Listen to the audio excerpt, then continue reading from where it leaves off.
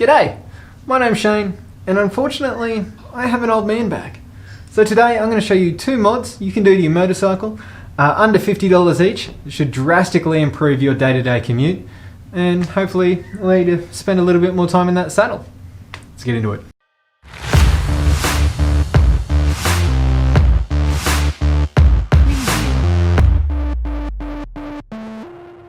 First mod we're going to be getting into is really about assessing my riding position. So obviously I'm a bit lanky, my knees hit the bars, I got to keep shuffling back on the seat, but the seat is something I will be adjusting later.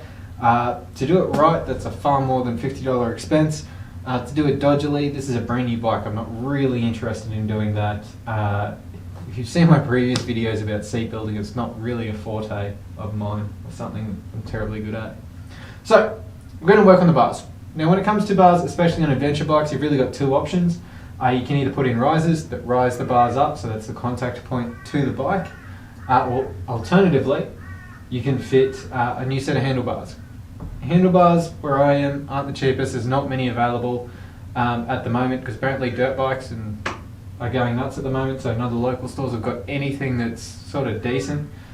So instead, we're going to fit a set of 35mm risers, which will bring the bars up, and I'll slightly position them back, and it should bring my riding position a little bit nicer.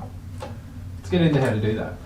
Before we get into this super simple mod, first rule of handlebars, never use an impact wrench or rattle gun, which, if you've been following my videos for a bit, I use one of those for everything.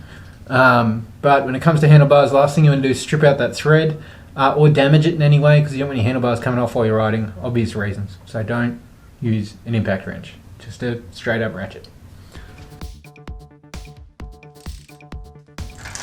Now fitting these risers, quite a simple task. All we've got to do is undo the 4 bolts that hold on the handlebar clamp, slightly raise up the handlebar itself and slide the risers in underneath before tightening everything back down again.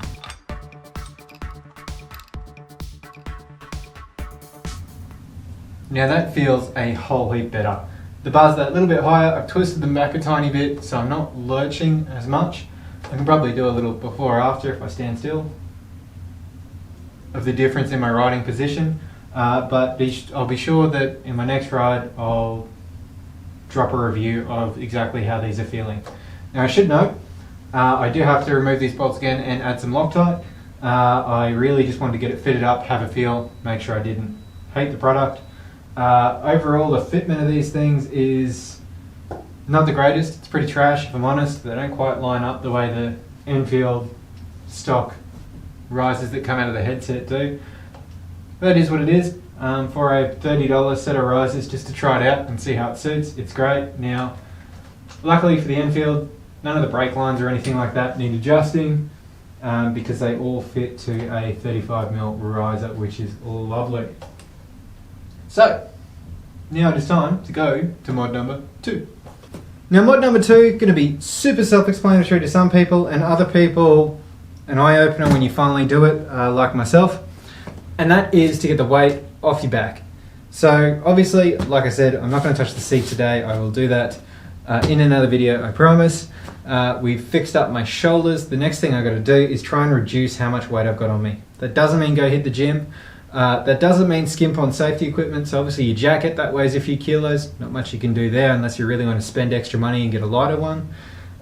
Helmet, again, same deal, weighs a few kilos, not really weight that you can save there. On my back is definitely weight I can save. So, when I'm being responsible, which most of the time I try to be, I always carry things like a tyre patch kit, or tubes. This bike's tubeless, who knew? Well, this bike has tubes. It's not tubeless. It's got tubeless tyres with tubes in them. Hot tip. A towel, in case, rains, downpours, need to clean myself, had to fix the chain, something. Toolkit, which is actually currently under the seat. A few straps in case I need to carry something. First aid kit. It's really just got painkillers and a couple of bandages. There's not much I'm going to be able to do with that kit, but it's really just there for an absolute emergency.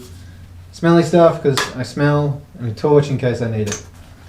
So that alone there is at least a kilo or 2 of extra gear that's on my back, regardless of what else I want to put on my backpack. That's not including when I've got to take books or a laptop or something extra inside the bag, change of clothes because I've actually got to go to work and do work.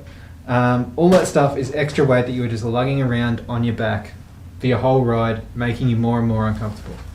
So we're going to fix that with a lovely cheap set of saddlebags. So these were a eBay special. They were like $30. The whole goal behind these is that one side can carry the stuff that doesn't really come out of the bike, the stuff that just needs to be on there for when I need it, and the other side can hold whatever I need for the day. Be that, like I said, water bottle, beer bottle, laptop, notebook, whatever it is. So we're going to get fitting. Now for my bike, just because I don't like it anyway, I'm going to take the rear rack off of this thing. I never use it, I don't like it. Yes, I could use the straps that I got and just strap my backpack onto here. If you're feeling cheap, do that. Not really my style. I would prefer to have the bags on the side, clear back bike, and I like the look of it. So let's get fitting. Fitting a basic set of panniers to a bike is quite simple. All you really need to do in most cases is remove your pillion seat, your rear seat, and place the bag over the top of those. In my case, however, because I'm a bit special, I'll be removing my rear rack, which just adds a couple of steps, a few extra bolts to undo, so that the bags can hug the rear a little closer and don't take up too much space.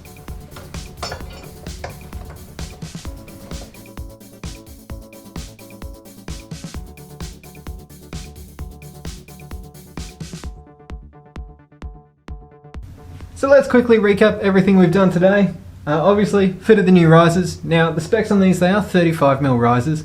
Apparently I can go up to 50 on the Himalayan here without needing to adjust any of the wiring or cabling that runs off the bike. That being said, these ones specifically, the universal risers off of eBay, they were $35. I would not recommend them. Just the fit and fitment of them is just not great. Even the way it wraps around the handlebars themselves is subpar.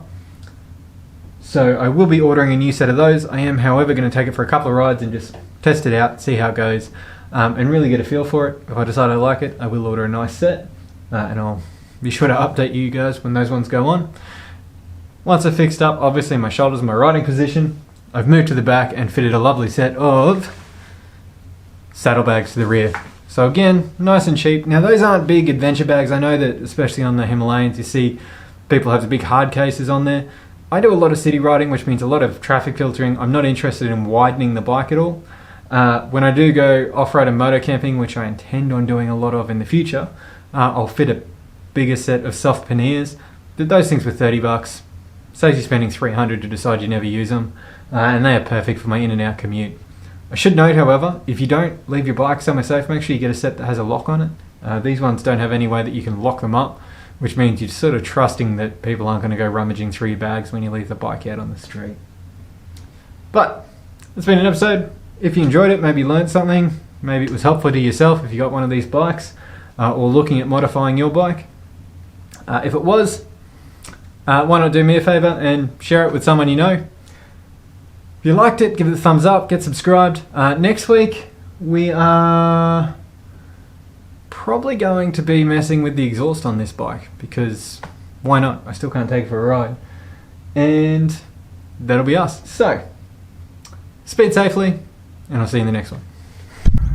I couldn't just leave it there. I had to give you guys an update. So it's been a couple of weeks. I've been riding with these risers on and the little saddlebags. I had to say it's awesome. The risers especially, they just make my whole riding position just that little bit more comfortable. The next thing I really do have to do in the way of comfort is definitely that seat belt, so I will be getting to that. But thanks for watching, guys. See you in the next one.